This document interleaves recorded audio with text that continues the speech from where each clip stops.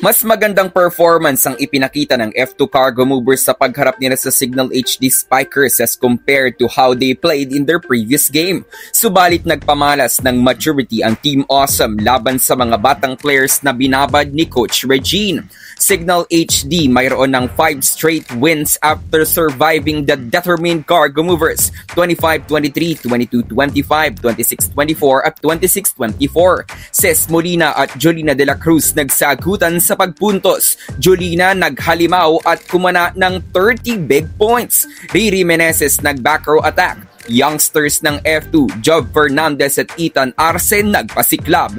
Good day ka-trending, this is Ron Michael, the voice artist of this channel. Ngunit bago natin yan pag-usapan ay huwag mong kalimutan mag-subscribe and click the notification bell para updated ka sa latest Pilipinas volleyball trends. Sa early part ng first set ay nagpakita ng dominance ang Signal HD, pero sa ending part ay kumayod ng 6-0 run ng F2 sa pagunguna ni Jolina de la Cruz para itabla ang game at 22-all.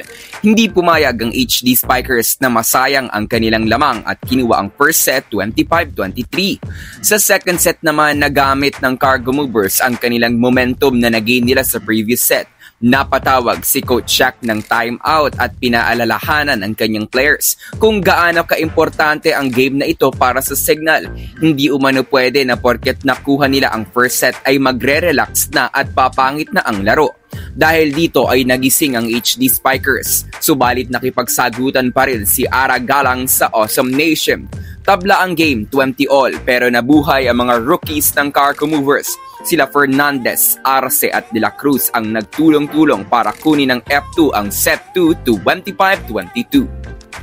Sa pagsisimula ng set 3, isang nakakatuwang sequence ang ating nakita ng mag-back row attack si Riri Meneses. Matapos ang early lead ng Girls in Black na namantala si Ara Galang sa service at gumana para kay Jolina de la Cruz ang kanyang mga off-speed attacks para sa 7-0 run ng F2. Inilabas si Vanny Gander na nahirapang makapatay at ipinasok si Jerma Labanan.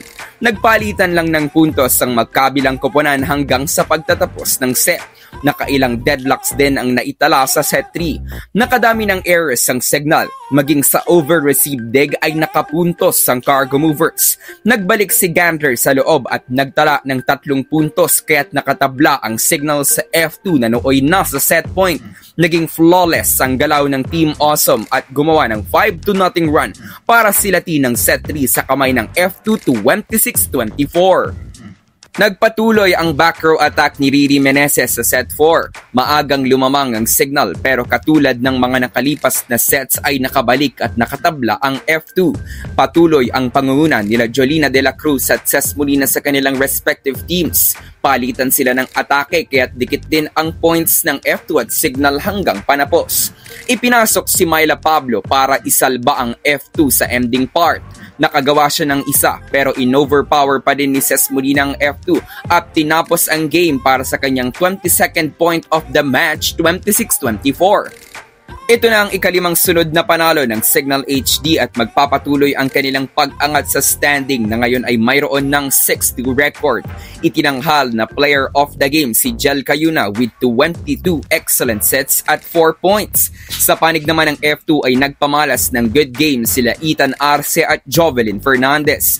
Sa sitwasyon ngayon ng F2 na naghahanap sila ng someone to step up, kailangan nila ng players na natural sa kanilang respective positions katulad na lang ni Fernandez na natural opposite spiker. Sa mga susunod na games ay asahang mas madalas nang mabababad sila Fernandez at Arce na maaaring bumuno sa missing pieces ng puzzle ng F2. Maaaring may series of inconsistencies sa game na ito pero maa-address yan pag dumating pa ang mga exposure at playing time ng dalawa. Bukod sa kanila ay nagpakita ng consistent games sila Ara Galang, Jolina de la Cruz at Don Macandili na may mas magandang performance as compared to their last game against Creamline. Matapos ang 27 points ni Jolina de la Cruz laban sa Foxies, isa na namang breakout performance ang kanyang ginawa. Siya ay mayroong 30 points pero this time ay sayang dahil sila ay natalo. Si Jolina ang ikalawang player ngayong conference na nakagawa ng 30 points after Trisha Tubu. Magiging 4-4 ang standing ng F2 at sa kanilang next game against Chocomucho on November 21 ay asahan pa ang more improvement ng Cargo Movers. Sa parehong araw ay magaganap din ang next assignment ng Signal HD na laban naman sa Charitigo Crossovers. So that's it for today's video ka-trending. Do not forget to subscribe and click the notification bell para updated ka sa latest ganap ng women's volleyball sa Pinas. Thanks for watching. Bye for now!